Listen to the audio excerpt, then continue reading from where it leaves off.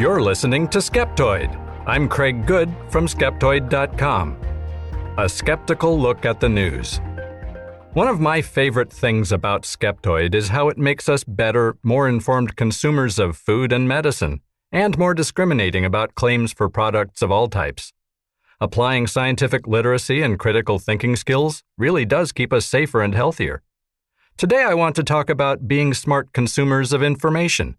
In other words, how we look at the news may be even more important than where we get it. Two of the most useful Skeptoid episodes ever were Brian's excellent How to Spot a Crap Website and How to Spot Pseudoscience, each with a checklist of warning signs. So let's dive in and see if we can't come up with a similar list of things to keep in mind when evaluating any story in the news media. Now, don't worry, this isn't going to be one long whine about the mainstream media and the sorry state of science reporting, and I'm going to do my best to keep from being mired in any kind of political quagmire. I've been fortunate to have had over 30 years' experience in media and using it to tell stories. I hope my perspective helps provide tools you can use to evaluate the news. First, pause to remember what business they're in. The vast majority work on an advertising model, meaning they are paid to get eyeballs and/or ears on ads. Never forget, if you use a service for free, you aren't the customer, you're the product. Note that while all media have some things in common, the mainstream media isn't some monolithic cabal that works all one way. That idea is conspiracy theory thinking. Different media have different ways of conveying information. Some are better at one kind and some at others. A printed article, for example, may succinctly convey the words that were said, but a video interview conveys emotional content like facial expressions and tone of voice. Back in 1974, or shortly after the Earth cooled, according to my daughter, I had a really wonderful high school history teacher. Mr. Tarter was so good that he got high school students to actually sign up for an elective history class.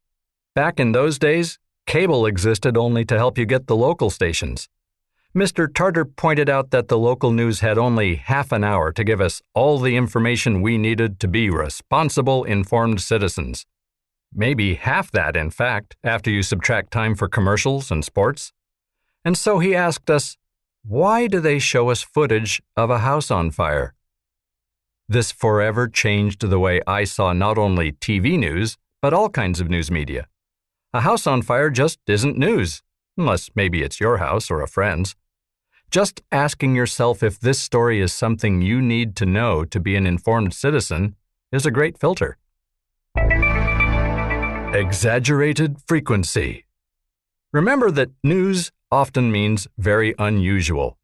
I often say that if you see something horrible like a plane crash covered on the news, it's practically a guarantee that it won't happen to you. In any kind of entertainment, we are not compelled by the ordinary. That's why models are freakishly pretty and why burning buildings show up on the news. The frequency with which a kind of story appears in the media is almost guaranteed to have an inverse relationship with how often it happens in real life. If you just pay attention to the news, you might think that plane crashes, school shootings, sexual predation, and wars are all on the rise. The truth is that air travel is incredibly safe and getting safer. School shootings are vanishingly rare and forcible sexual assaults, in America at least, are on the decline. And there is less war now than at any time in recorded human history. What's changed is our ability to get bad news from nearly anywhere on the planet in almost real time.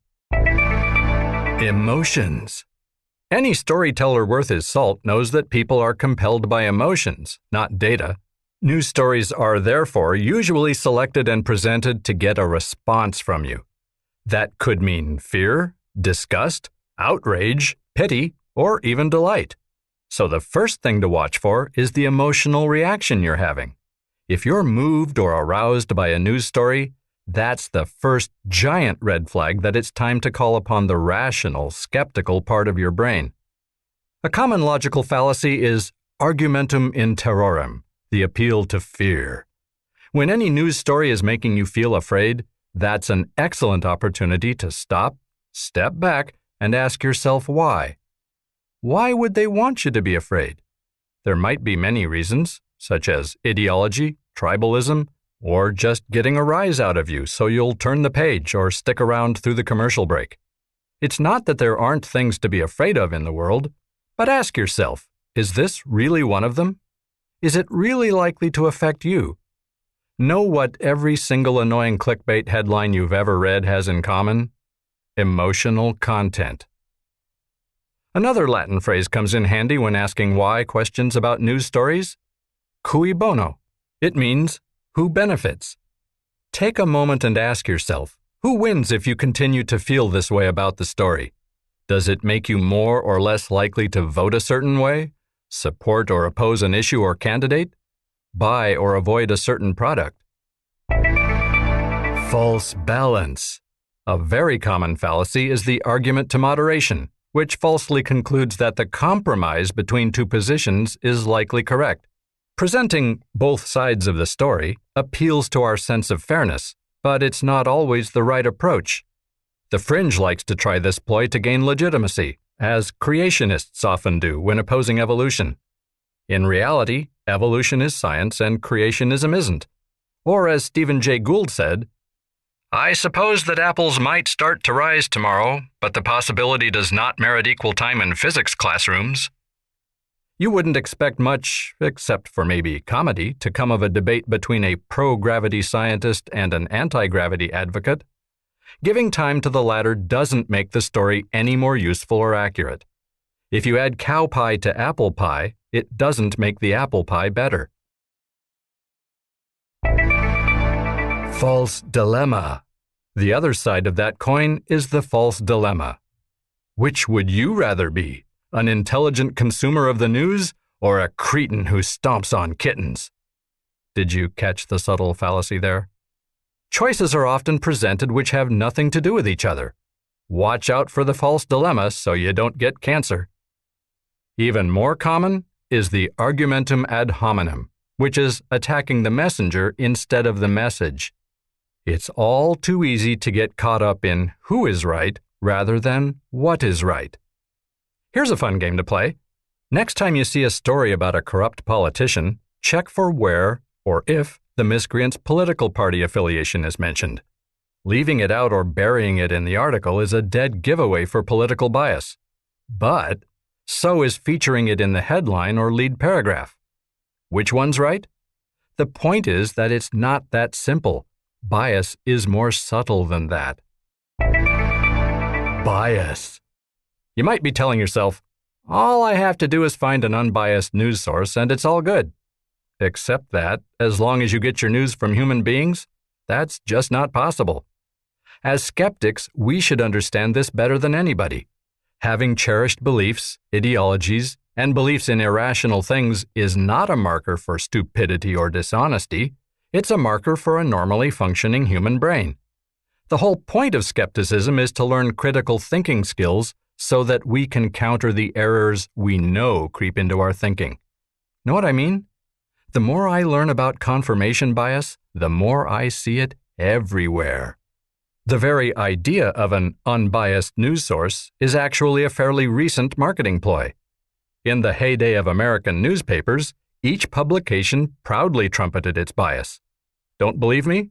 Just do a web search for American newspapers with the words Democrat or Republican in their names. While the more responsible outlets today make an effort to separate their editorial bias from straight news, you'd be wise to suspect that the news itself often reflects that same slant. Editing. The most powerful tool in storytelling is editing. Just deciding what's in and what's out completely shapes the story.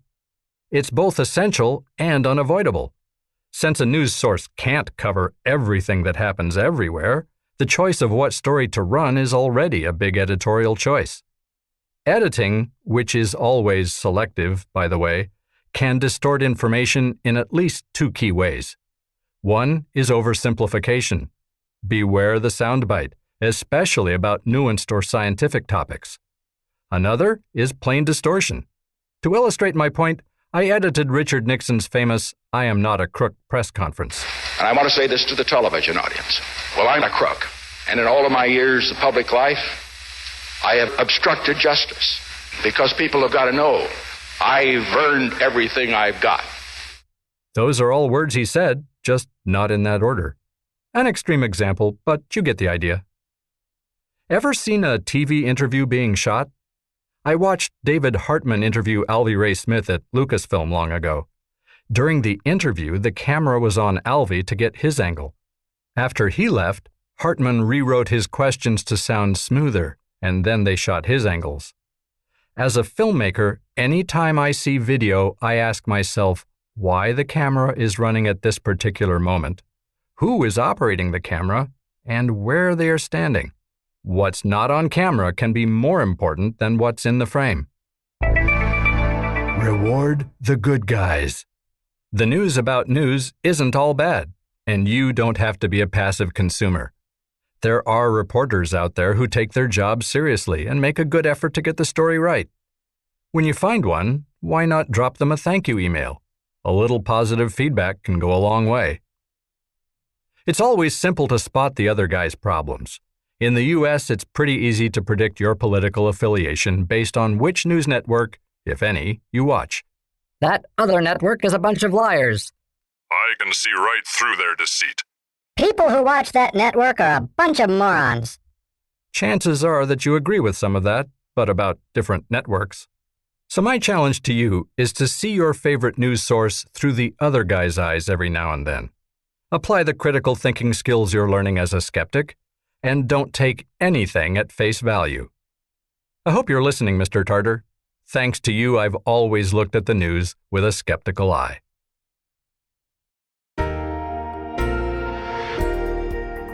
Make sure you're also getting the weekly Skeptoid companion email. Otherwise, you're only getting a half dose of the show. Come to Skeptoid.com and click on the members portal to sign up. You're listening to Skeptoid, a listener-supported program. I'm Craig Good from Skeptoid.com.